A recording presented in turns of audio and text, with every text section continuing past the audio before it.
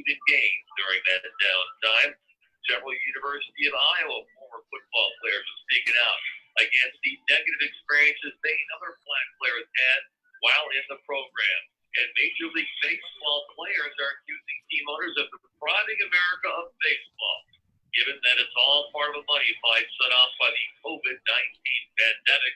Players want a 114-game schedule with prorated pay, while the owners are stuck at 82. Have the ticket update desk. Jeff Munson for more. 97 to 1 the ticket or radio.com. The following is a paid program. The views expressed on this program are not necessarily those of their company, sponsors, or affiliates.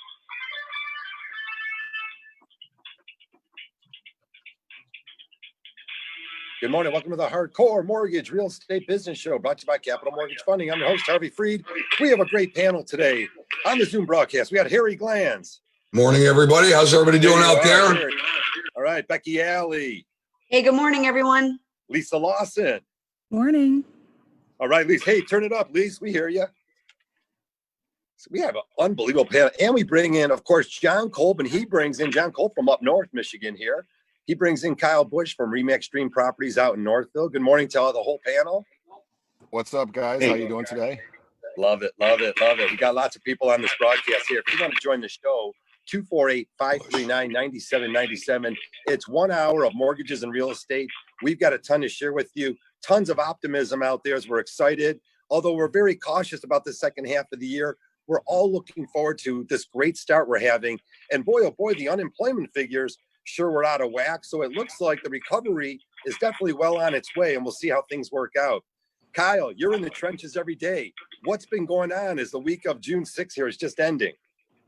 Obviously, it's been pretty crazy. I would say the last probably 2.5 weeks, as more people start going back to work, more people are getting in the swing of house hunting and getting their house on the market. So we cannot keep listings on the market long enough right now.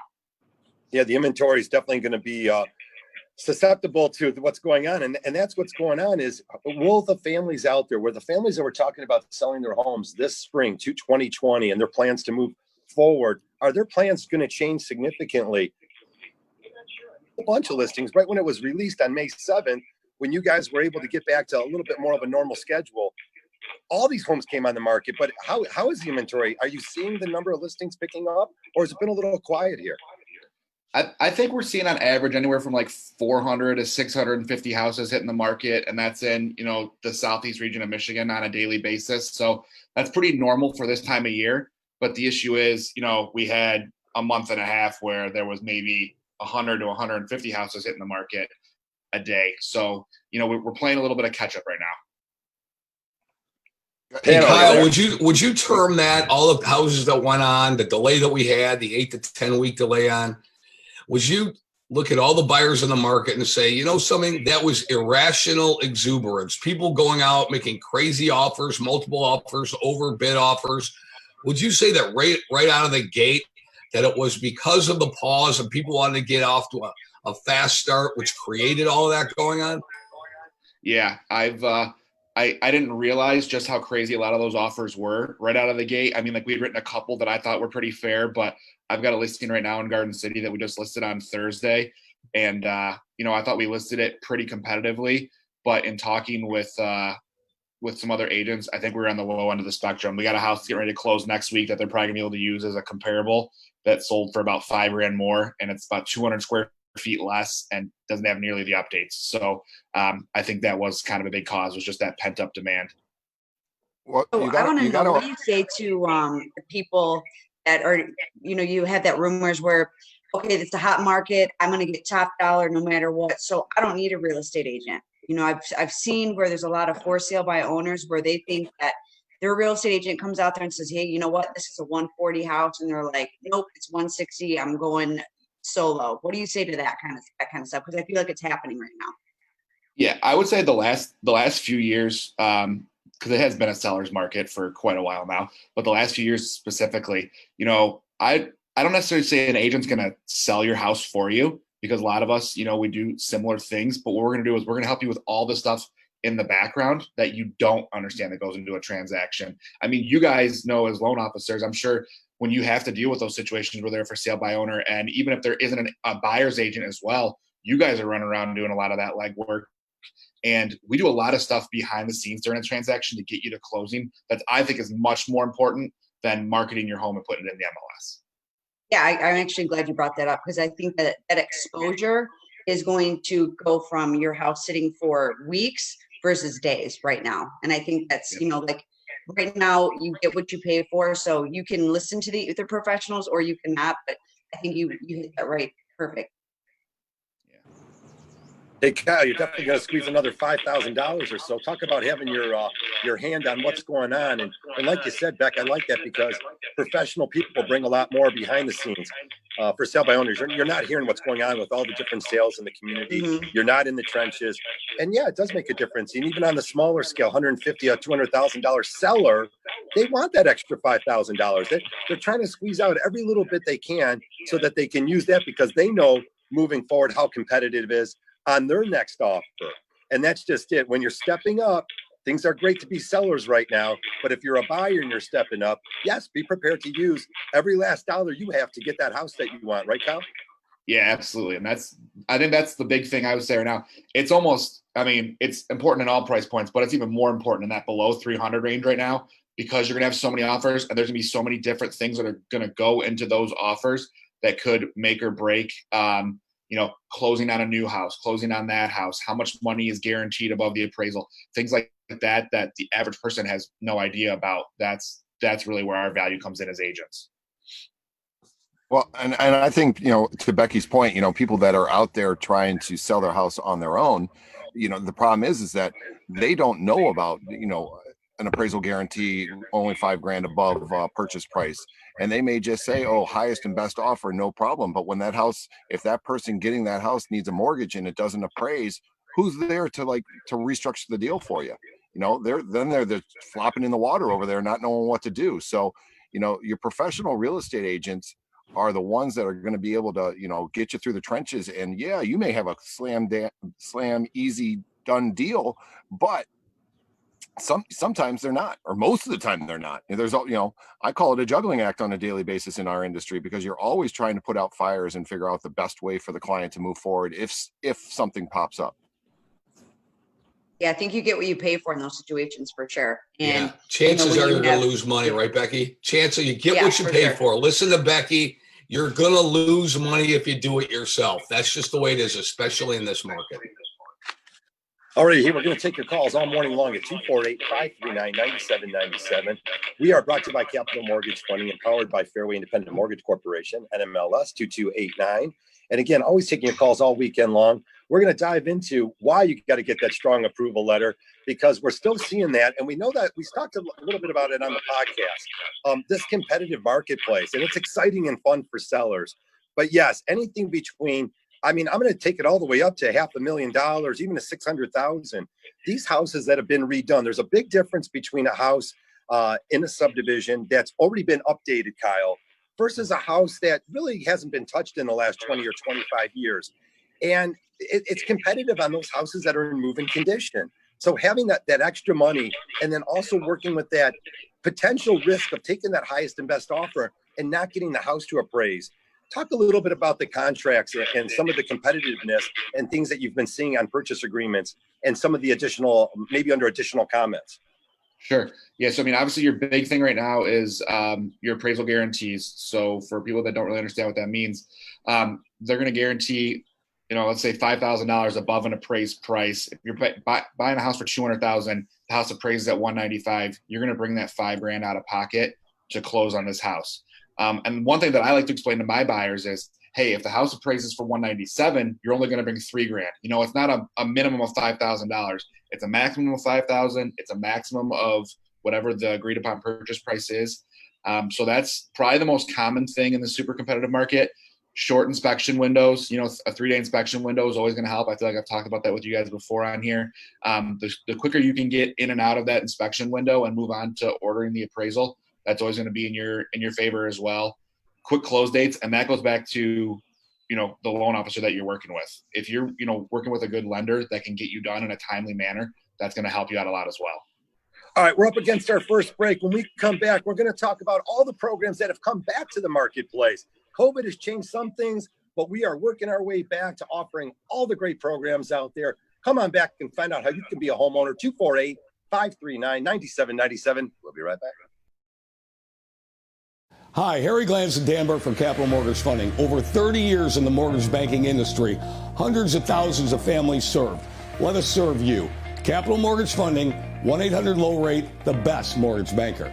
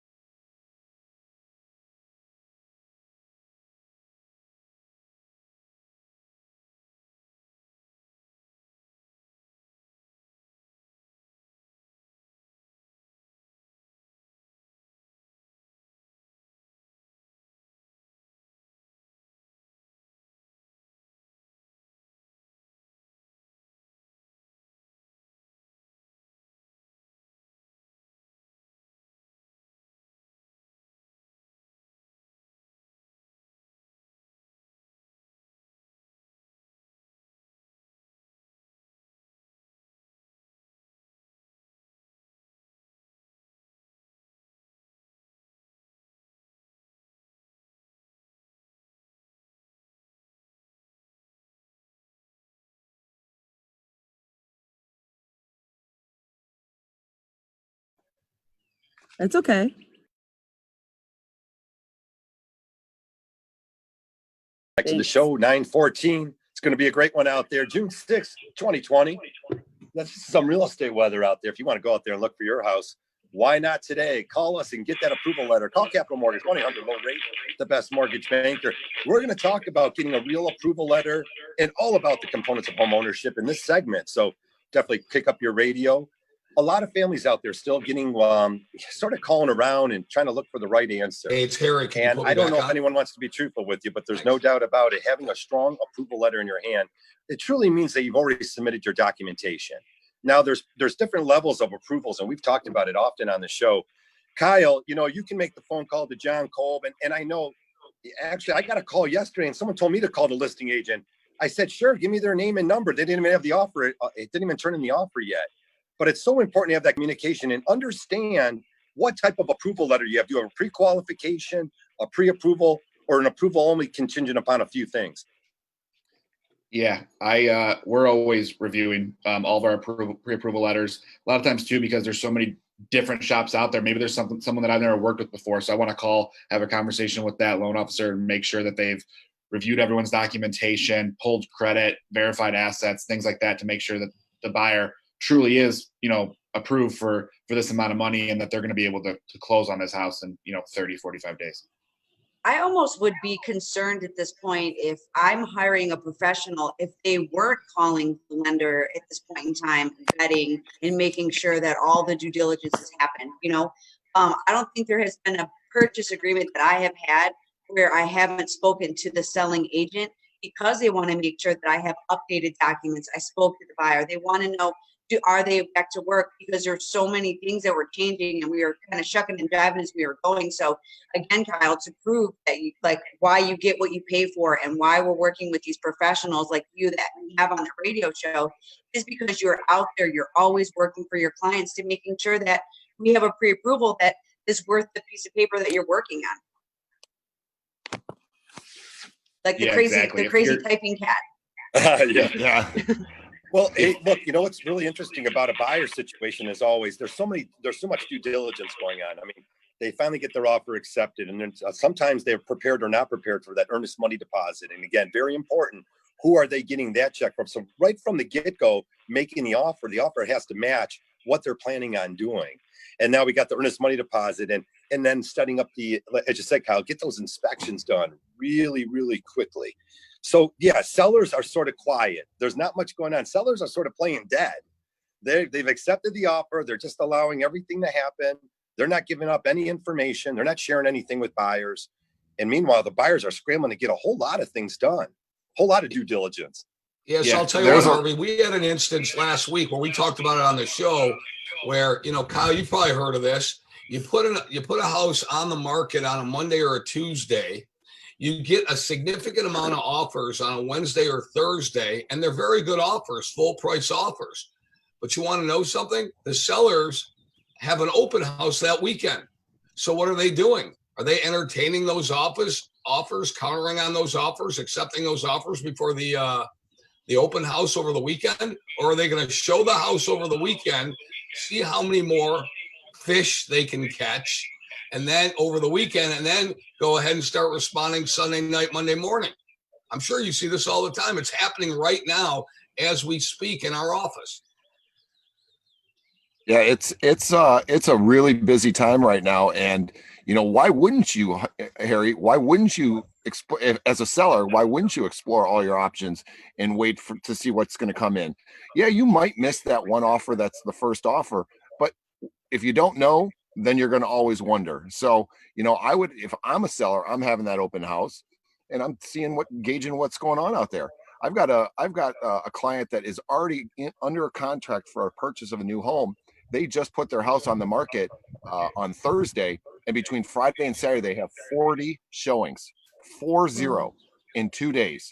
I mean, it's crazy. So why wouldn't they entertain what all 40 people are going to say about that home, and hopefully get a couple different offers?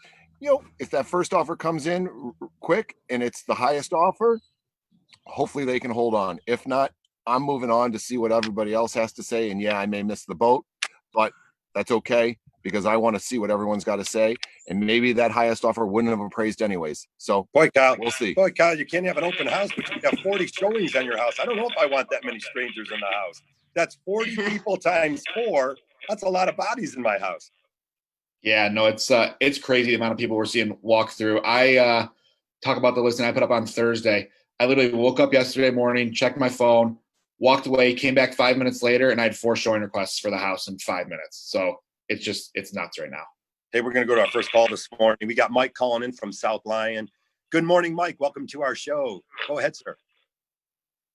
Real good. Good morning. What's happening? Hey, I had a question. So we're in the middle of a new phase of construction. We had a construction home, and we issued a COVID addendum, meaning that we got to reinspect the property prior to them resuming work. Yes. And during the process of closing, my wife got furloughed. She was able to pick up a contract gig, but we had issues with the subfloor raising up, and then also the appraisal came in $3,000 low based on plans back to construction. Yes. And I'm trying to see, am I being dumb by just saying, okay, I closed, I paid all the money. Am I being dumb by just continuing with it? I'm trying to get it. You're not. Do you have an end loan? The first question: You're do you have not- an end loan, or do you have a true construction loan? Are you building in a subdivision with a builder, and you've given some deposits? Are you building an individual project? Yeah. So it's a site condo out in Howell. Yeah. With a development, what we would see, kind of build situation, but from LMCU, Lake Michigan. Sure. And so I think they have a single close policy. But your situation is: are you ready to close right now? Are you ready to close? We closed actually April 3rd, during the middle of COVID. So Oh. Well, we still closed the day we issued the addendum saying we got pre-inspected. right. Well, Mike, you should have some sort of punch list that in a certain amount of time, even after you close, to be able to bring the builder back and have some work done. I mean, the number one issue, it doesn't matter if it's new construction or not, but if you've got a subfloor issue going on, then yes, you need to address that. You need to address that with your builder and get him back out, regardless of whether it's a site condo or a custom build or not. They still have a warranty in place to come out and fix things. A closing on a home where it's $3,000 light on the appraisal, you may be been able to renegotiate, but maybe the builder was saying no, and the appraisal was no good. Who knows? But you're closed, so I wouldn't even worry about that. But yeah, get the builder back out there, get the punch list put inspection together. back out. The inspection report.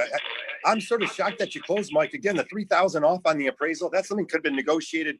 Maybe you got some high-end appliances on there, and none of the other units do. That doesn't scare me away, Kyle. That doesn't scare me as much as having an issue with an inspection. A subfloor in an expensive home, Mike. I'm guessing you spent $400,000 here. Yeah, I would. Yeah. Hey, Mike, what is call the occupancy? builder- When are you supposed to take occupancy of this property? Actually, I'll find out today because their deliverables and everything else is hard to say right now. They couldn't guarantee anything because they didn't know where everything was in the pipeline. Okay. So if you have sounds like to me, how are you going to get a certificate of occupancy from the city if you've got subflooring issues? Panel, how should he address that? If he can't move in, if they're not going to issue it, he's got. Well, that's good. Our realtor was awesome and issued this addendum saying we get additional site inspections before they pull the next draw. Hey, Mike, we're up against a whole bunch of calls here. It's a great story, man. It's interesting, and I think I want to call you after the year. There's a lot of different things, but it sounds like you've got lots of people involved. We don't want to tell you other information. You're working with a sound builder. You said it yourself, and if you're happy with your lender, I think you guys can work things out. But definitely get that issue resolved during the maintenance time, usually a 1-year or 2-year home warranty on new construction. So thank you very much for the call. We're going to continue on here. We got a couple of quickies to get to. Let's move off to Rob out in Oxford. Hey, good morning, Rob. Your son's trying to refinance his property up north. Tell us more. Yeah, Jonathan, my son has a 1,100 square foot home on 28 and a half acres. And I've been trying the last few weeks trying to make sure that he's getting ready to refinance and save a little money each month. And he keeps on telling me that he's running in a roadblock because lenders will not look at him because he has over 20 acres of property and they're skittish of refinancing. John Kolb? And I was wondering, where can he go if he wants to refinance? I mean, the normal mortgage, his first mortgage was through Chase Bank, and he's trying to get a lower rate. So, any advice? Well, here's what I got for you. One, you can refinance a property with 20 acres. I'm going to have to research that guideline because it's been a little while. But the guideline used to be that they're only going to appraise it on the first 10, right? Where the property stands in 10 acres. And compare it to homes around there. So if you're trying to get an increased value because of the additional acreage, then you might have an issue because you might not have additional properties, comparable properties that are going to have that many, the same amenities. The other thing is 28 acres. Is it a working farm of any type?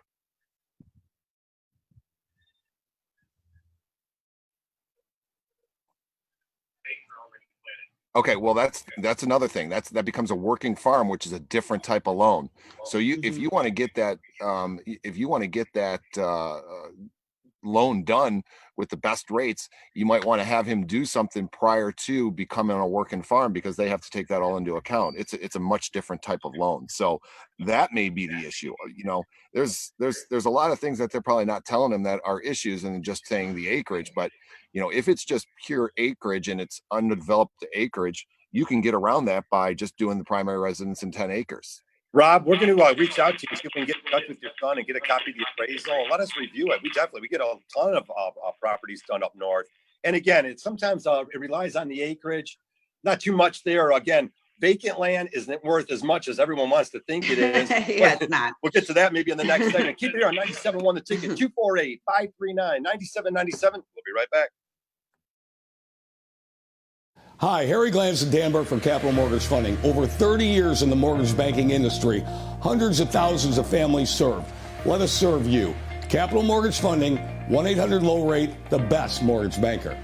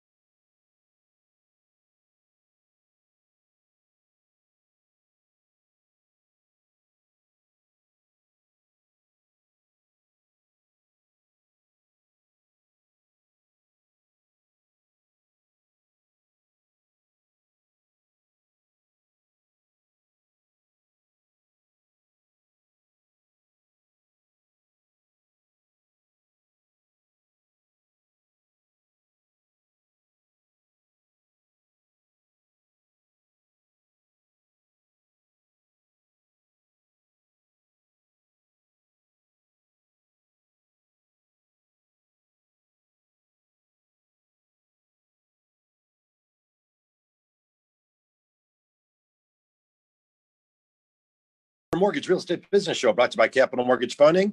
We've got our whole panel on this morning in our little Zoom broadcast here. Come and join the show. 248-539-9797. We'll get some of these calls. Kyle Bush from Remax Stream Properties out in Northville joins us, did the podcast with us. We came up with subjects during the podcast that are really interesting. And of course, one of the things is we'll get to mortgage rates and we'll talk about refinancing. Definitely some urgency there. It doesn't sell a lot of newspapers, but mortgage rates did tick up this past week. And all you local mortgage people can thank us for at least sharing that information. It's not to say that it won't tick down, but we're in some uncertain times now.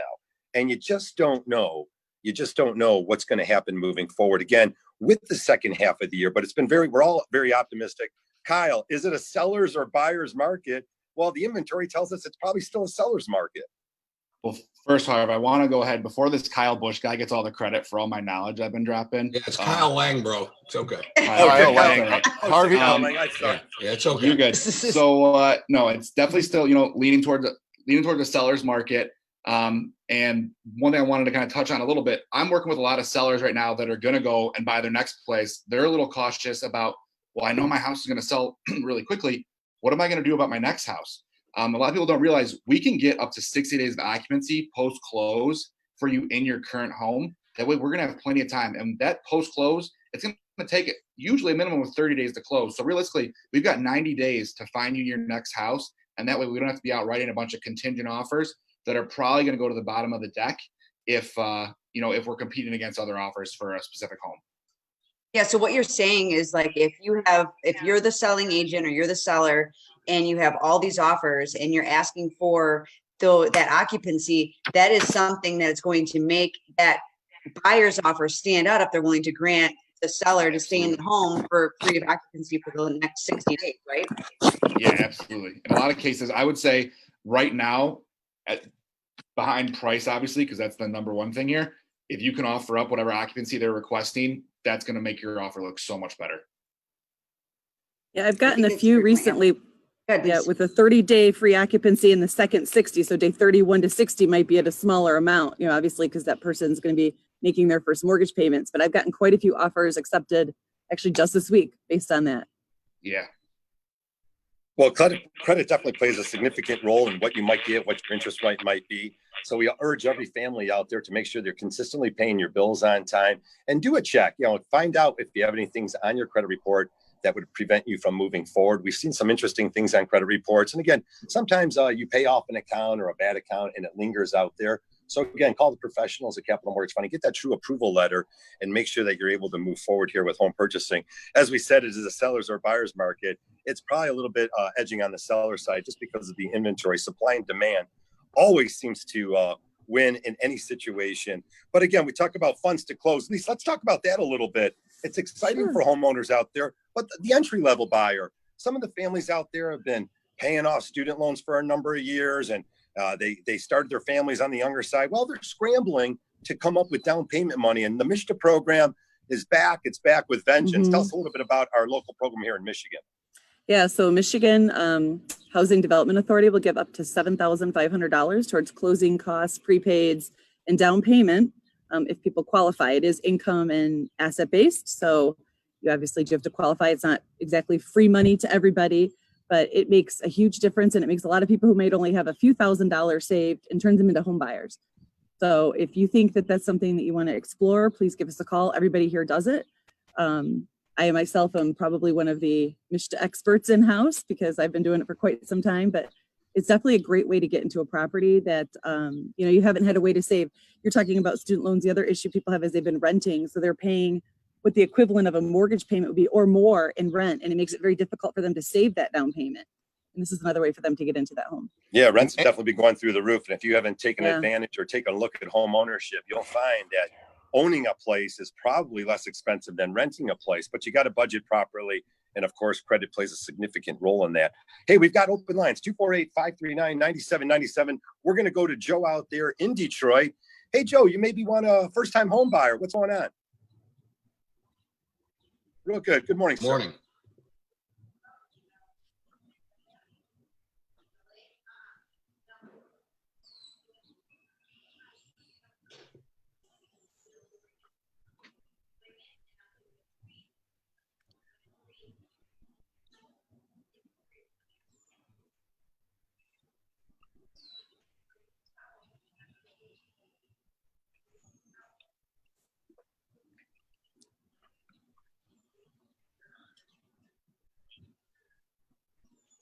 Yeah, all the due diligence that you need to do. Hey, you got an approval? What's your price range? What homes are you looking at and what price range?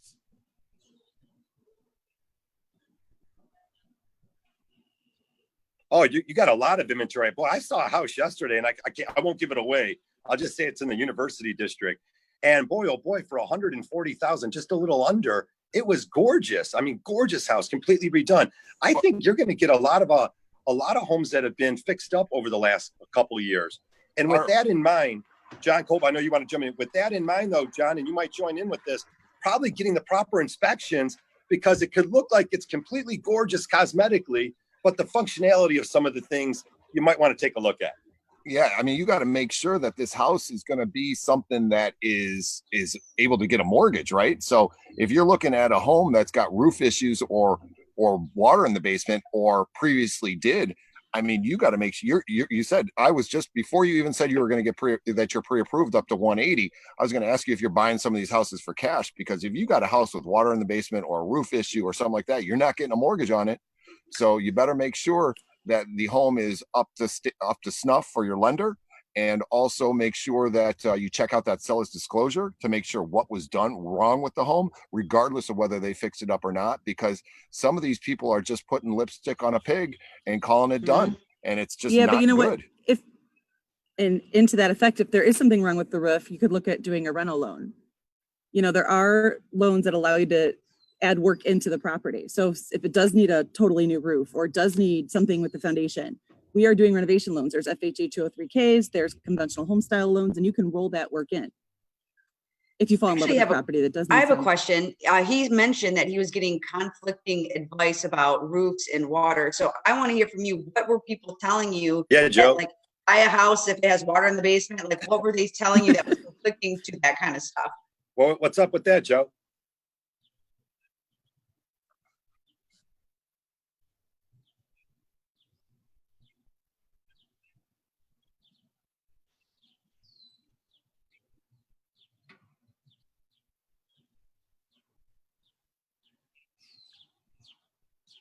There you go.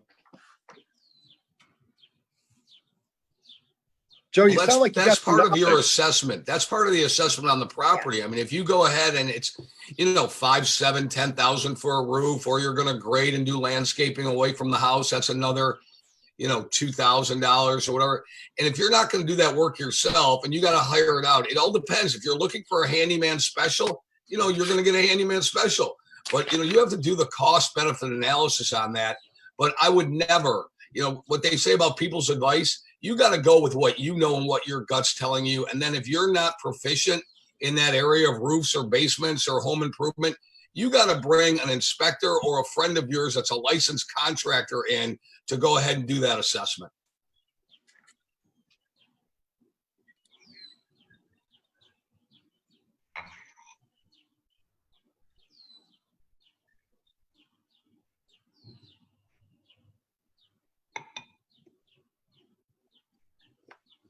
Yeah. Anything nice that you're going to like, everyone else is going to like too. But yeah. Well, but hey, I want to ask Kyle to interject here, because Kyle, what's your theory on putting an offer in and then kind of, you putting the offer in right away so that at least the seller knows that you're interested, and then using that inspection contingency period to make sure that it's the right house for you? I mean, what do you think about that as a listing agent and a buyer's agent?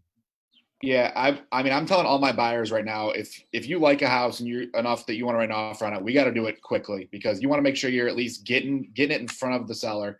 If you're looking at a really nice house that's been really redone nicely redone lately, chances are it's going to have multiple offers, especially below that $200,000 price point that looks like you're looking in.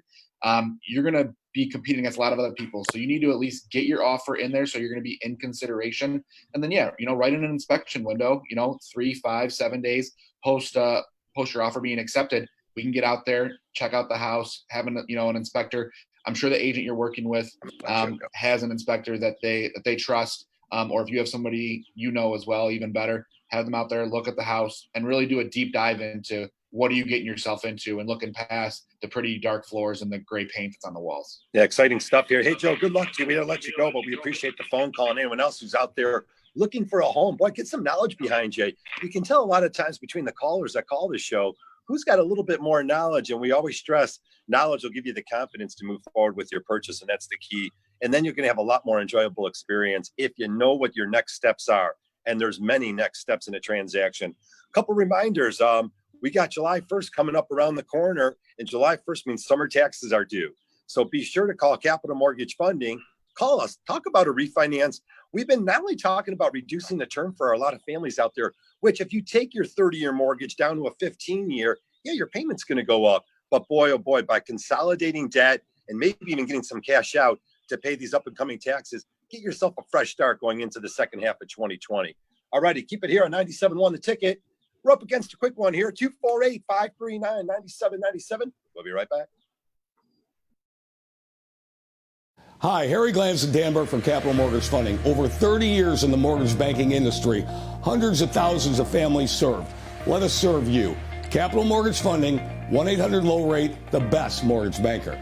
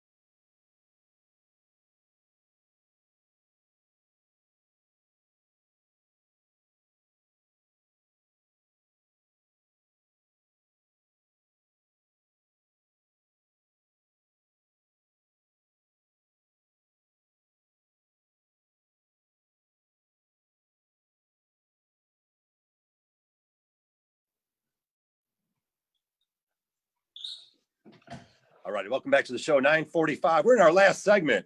Come and join the show, 248-539-9797. We talk a lot about mortgages and real estate. And don't let me get this wrong. We got Kyle Lang on from RE/MAX Stream Properties, not Kyle Busch, the famous NASCAR driver. Of course, look where my head is. I'm into stock car racing here. Yeah, of course, Kyle Lang from RE/MAX Stream Properties. Thanks, Kyle, again for joining us and for joining us on the podcast. Don't let me get you confused. with all the other famous Kyles out there. I've been called worse, so it's fine. Okay. We've got open lines, 248-539-9797. I like this ticket text that came in. Someone who came in, he said, hey, I live in New Baltimore, and I got another home in Lake Orion, trying to refinance it, and they're telling me, wait a minute here, that's an investment house. John Kolb, there's difference between an investment house and your vacation home. Tell us a little bit more about it. Well, I mean, yeah, you can refinance a second home as a vacation home, even if it is within the 100-mile limit, as long as it has, different amenities than your other home. You're on a golf course, you're on a lake, some sort of, outside, something that has something different that you would want to go to on a weekend. Now, if this person also has other people living in the home at the same time, then that may be why they're calling it an investment property. But, that's something that we can definitely look at and try to do it as a vacation home. The rates are going to be better. The rates are the same as a primary residence. The costs are the same as a primary residence. There's one caveat where if you're looking to buy or refinance and you have not a lot of equity, you have to have at least 10% equity for a vacation home. And but that's the only difference. So yeah, do it as a vacation home. But if it is a true investment property, you got to bite the bullet and pay the fees and that you need to pay. Yeah, a lot of times. Go ahead, Beck. Well, I was just going to say, if one thing they're going to look at is rental income on your tax return. So if you are genuinely not utilizing this as a second home, you just got to be honest, because we're going to sniff it out, or the underwriters are going to sniff it out. So like what John hit, everything, all the facts, what we're looking for, what you can do. But if you are collecting income, they are going to look at it as an investment property, especially if it's within that 100 miles. But Harvey had an example where somebody was using on VRBO and it was still a vacation home because it was not always an investment property. It was just a, here every weekend so. And so Harvey, you got to be able to get that one done as a vacation max home. Amount of days. Yep. Max amount of days. Right. So there's all these different kinds. That's why you need people like Becky, Lisa, Harvey, Harry, myself, everybody else at our office, so that they know how to do these loans, because there's a lot of people out there that are just butchering things. Yeah, Beck, you nailed it. Those tax returns reveal a lot of things. Kyle, a lot of fun to buy a house here locally that you're going to live in as your primary residence, but also a lot of fun to buy maybe an inland lake home that you, of course, you're still showing homes all around the 6 counties here in Southeast Michigan. But also, of course, up north, you can refer to families up there. The same structure of your transaction, making sure your due diligence on the buyer side is still key. And one of the things, of course, most of the up north properties, what's a little bit different is you might be looking at now well and septic and some other things, some other variables on the house itself. Yeah, I always say, if I cover, all of Southeastern Michigan. I even did one up in Bath Township earlier this year for a friend. So in that case, I wanted to use an inspector that was more in touch with that general area, just because I didn't know, what to look for in terms of well and septic, who should we call for radon tests, things like that. So it's always good to kind of be resourceful and reach out to other people that are privy to that area, just so you're getting the best information about, the location you're buying a house at. I touched about it a little bit, talking about refinancing. Get yourself prepared. Is the credit's so important if you have a land contract. Any family out there, whether if you're a seller on a land contract, you're collecting the money, or you're the buyer, you guys got to get together on this. One of the things is we keep seeing some issues with you're paying with cash. Do not pay your land contract with cash. And also, if you've made any change to your land contract, if you've changed the amount of the payment, you do need to put that in writing. And we just want to stress that anyone out there, call Capital Mortgage Funding, 1-800-LOW-RATE. Definitely get us involved in your land contract. Most land contracts have a due date, a balloon payment of 3 to 5 years. And it's so important that you start getting your ducks in a row. Make sure your income's there, make sure your credit's there, and make sure you're able to document all the timely payments, especially as the requirements and restrictions have been changing and they're consistently changing. Make sure that you're prepared to go ahead and get that mortgage. Again, that seller usually wants to get that land contract paid off right away. Yeah, I actually have a land contract. Actually have 2 right now where we're refinancing them. We're getting them out of that land contract. And one of them came from a competitor of ours and they could not put it together. So they called me up. Now they're going to be saving $200 a month. They're now going to be putting money in their own pocket. So if you are on a land contract, because whatever the reason was, it suited those needs at that point in time, if you've been in it at least 12 months, give us a call. We're going to see if we can refinance you out of that land contract. So that way you can start getting your own credit. You're going to start getting established, make it your own, and you're going to save money instead of paying someone else's mortgage. Don't think you have to be in it for 12 months first, because if you're under 12 months, we can still proceed as a purchase. So you don't have to be in the land contract and show payments for 12 months prior to calling us. Call us the minute you know that you want to get out of it. We can help you out. And Lisa, if you do it as a purchase, you can still use the down payment that you gave the land contract holder and still some of the equity that you've been paying on a monthly basis if your payment goes towards principal and interest on that land contract, right? Correct. Yes, but delayed purchase. Yep. Delayed and we don't forget, we have to track all those payments. We have to track every payment, every month that's made, and any deposit money that was given to factor in for that. Yeah, say it again. Cash is not king in the mortgage world. We got to see where everything is going, coming and going all the time. Yeah. Full disclosure, we need to know where the money came from and where it's going. Absolutely. I like that little segment there. Learn what needs to be documented on a land contract. And whether you're the seller or the buyer, you got to take an interest in this, especially if you're the seller and you want to get paid off. Hey, Kyle, always want to leave it with at the end of the show here with fun stuff about real estate. And it's so much fun. And I love it when someone buys a new house. Had a younger girl buy a house earlier in the week. And that's the best part about home ownership. We're involved in all this fun stuff. But talk about some cool spaces or some cool situations recently you had with some families. Yeah, no, it's just my big thing. And I work with a lot of first-time home buyers, and I really enjoy working with the clients that thought, I can't buy a house. Like there's no way I can do it.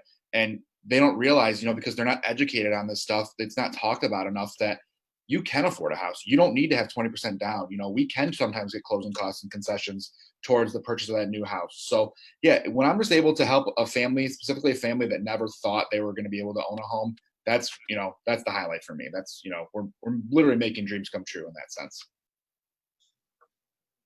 I think Hannah, last words. Well, I was just going to say right now, more so than ever, you need to make sure that if you're a buyer, specifically, I'm going to talk to buyers right now. You need to make sure that you're in the best position to make your offer stand out. We need to talk about what your max is, what your comfort levels are. So that way, when you do find those homes that you are looking for and that you want to make an offer, write that offer. Let the seller know you're serious and make sure you're comfortable with that payment. So if you have to go $5,000 above to make sure that you stand out, we need to make sure that we're having those conversations up front, that you're comfortable with those payments and those changes. Anyone else jumping in? I think you got to just stay on top of what's going on with the guidelines and work with a professional like with the folks over at Capital Mortgage Funding. And, because guidelines are changing every day. Today's Saturday, Monday, something else is going to be different. And you know what? I've got people in process that things have changed and it's caused them to have to reroute and do something different. And, like I said earlier, it's a juggling act, and make sure you go with somebody that knows how to juggle those balls. People have complicated lives, and sometimes that leads to a complicated mortgage. Kyle Lane, with your last views here. Just make sure that you're prepared, guys. Keep track of what's going on in the market. I work with a lot of buyers right now that they're saying, well, we don't want to waste your time and go look at 1 or 2 houses a day. And I'm like, you're not wasting my time. Like, I don't ever want you to miss out on a house because you wanted to wait until you had 3 or 4 houses, 5 houses to go look at the same day. If you see a house you like, reach out to your agent. If your agent tells you he's not going to show you one house, call me and I'll go show it to you.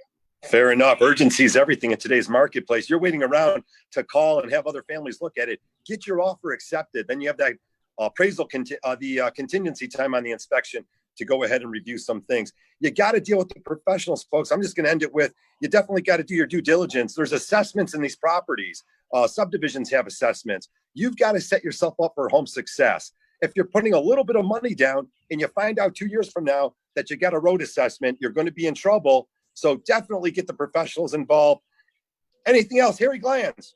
Hey guys, listen, have a great weekend. Everybody stay safe. It looks like it's beautiful outside. Keep all your ducks in a row. If we ask you for something, just get it. If your lender's asking you, just take care of it. Time is of the essence. All righty. For our entire panel, Lisa Lawson, Becky Yella, John Kolb, Kyle Lang, Harry Glanz, I'm Harvey Freed. If I left you out, we'll see you next Saturday. Keep it here on 97.1 The Ticket. Pat Caputo, social commentary, sports, coming up next.